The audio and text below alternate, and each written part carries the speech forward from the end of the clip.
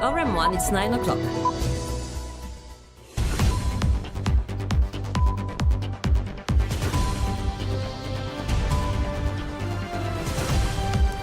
The news presented by Iris Stewart. Good morning, Iris. Good morning, Sophie. The headlines. Senior Council ceremony breaks with tradition, sparking indignation in the legal community as long-standing protocols are abandoned. Authorities target abuse of medical excuses by FCC suspects as government considers tighter rules. Paul Béranger signals tougher, immediate action in drug fight with renewed push for NADC, aiming to unblock procedural delays. Nearly 1,000 illegal solar installations raise safety concerns, while CEB warns of serious risks posed by undeclared photovoltaic systems.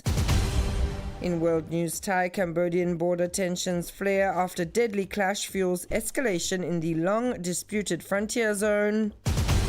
And in sports news, local unity race rallies youth against drugs across 5 towns. A wave of indignation and frustration is sweeping through the legal community as a ceremony that should have been solemn and traditional takes an unexpected turn. 19 lawyers and 12 attorneys are being elevated to the ranks of senior counsel and senior attorney today. But in a break with long-standing custom, the event is taking place with unusual discretion, almost in secrecy. Neither the Bar Council nor current senior counsels received invitations in advance. Even key figures such as Attorney General Gavin Glover and Senior Counsel Mark Ein were not invited to speak. The traditional special sitting of all judges has been scrapped, and even the customary tea has been cancelled. This abrupt departure from protocol has been perceived as a slight within the profession. While many expressed disappointment and confusion, the Bar Council President Anwar Mulan has chosen not to escalate the controversy, saying it should remain a special day for those being elevated. A growing concern for authorities. Several suspects arrested by the Financial Crimes Commission are using medical excuses to avoid detention. Since November 2024, 8 individuals charged provisionally have been transferred from custody to clinics or hospitals shortly after their arrest. The Prime Minister Navin Ramgoolam says he is working with the Attorney General on new measures to stop these abuses. Options being considered include tighter rules for medical transfers and possibly restricting access to private clinics. Over the past year, the FCC has made 88 arrests in 8 cases, including those of Lil Ramdial, Christian Thomas, Mami Ravatumang, and Sattar Aji Abdullah. Suspects spent significant time in medical facilities instead of detention. Ravatumang is the most striking example, with multiple consecutive hospital stays. Although authorities stress that genuine medical needs must be respected, but calls are growing for clearer legislation to prevent misuse. Several of the suspects concerned have been released on bail. A new beginning has been promised in the battle against drugs. Faced with a scourge that is ravaging society, Deputy Prime Minister Paul Béranger has announced an immediate tightening of control.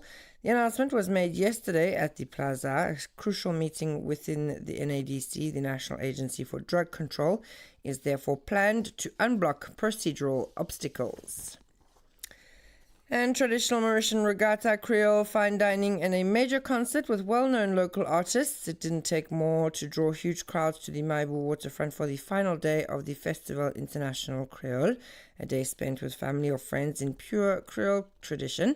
We listen to more on this with Maya Lachman. In the Bay of Maibu, brightly coloured sailboats.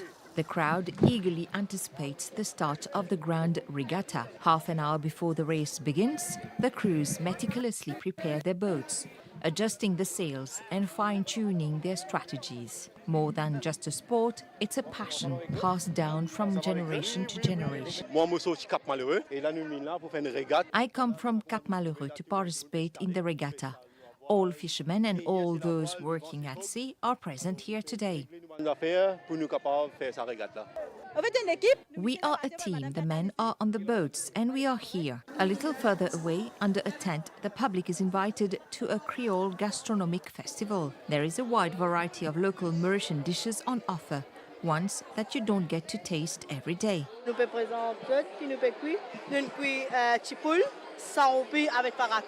Among the most sought-after dishes are shark curry, Creole-style eel curry, fried fish, wild boar roast, and duck stew. Under the scorching sun of Maibo, everyone does their best to find a spot in the shade. Some are enjoying a picnic. I am 69 years old, I have worked a lot, and today I am here to relax. We are here for the regatta. The large crowd, made up of families and friends, is having an unforgettable day, all awaiting the grand concert, closing the 20th edition of the International Creole Festival. And in other news, nearly 1,000 illegal photovoltaic installations have been identified on private properties. The CEB has thus warned of the risks these undeclared systems pose to safety and to the quality of the power grid. But what exactly are the dangers and consequences of these clandestine practices? Maya Lachman tells us more. Electricity production is now strongly encouraged by the CEB, Central Electricity Board, representing a profitable long-term investment. For the Dilchan family, the process took about 4 months and was carried out in compliance with the registration standards and procedures. There are several procedures which we need to follow. There are many different types of units, but we need to assess the advantages and the norms as per the law.